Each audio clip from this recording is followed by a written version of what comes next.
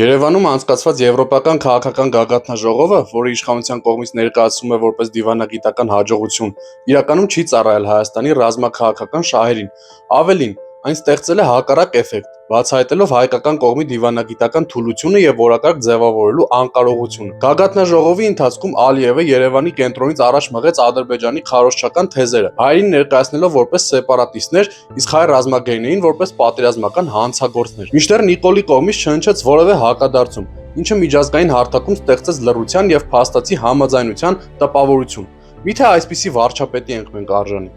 Բայց սա դեռ ամենը չէ, անցնենք առաջ։ Մակրոնի հայտարարությունները նույնպես խայտառակություն էին։ Հայաստանը ներկայացվեց որպես նախկինում Ռուսաստանի դեֆակտո արբանյակ, որտեղ 8 տարի առաջ ոչ ոք չէր ցանկանա գալ։ Ինչը իհարկե չի համապատասխանում իրականությանը։ Միայն Ֆրանսիայի դեպքում արդեն 3 նախագահներ այցելել էին Հայաստան մինչև 2018։ Նրա այս թեզը փաստացի նվազեցնում է Հայաստանի սուբյեկտայնությունը եւ ներկայացնում երկիրը որպես արտաքին ազդեցությունների օբյեկտ, այլ ոչ թե ինքնուրույն դերակատար։ Ավելին, Մակրոնը նաև հրապարակեց ռուսական ռազմական ներկայության վերաբերյալ թվեր եւ շեշտադրեց ռազմաբազայի հեռացման անհրաժեշտությունը, ինչը եւս թշնամական քայլ էր Ռուսաստանի հանդեպ։ Դե իսկ Նիկոլի ու Զելենսկու հանդիպման մասին երևի ընդհանրապես լռեմ։ Շատ տհաճ է, երբ երկրի վարչապետին ծաղրում են, ինչպես արեց Մեդվեդևը, բայց նա էլ պետք է քաշ գիտակցեր, որ Զելենսկու հրավիրումը սխալ էր, որովհետեւ բացի նրանից, որ վերջինս պատերազմի մեջ է գտնվում էր դաշնակցի հետ, նաեւ ֆոսֆորային ռումբեր էր մատակարարել Ադրբեջանին եւ ողջունել Ղարաբաղի գրավումը։ Օրեր առաջ էլ Ադրբեջանի հետ զենքի արտադրության վերաբերյալ մեկ այլ հուշագիր էին ստորագրել։ Այսպիսով այս գագաթնաժողովը չի կարող գնահատվել որպես հաջողություն։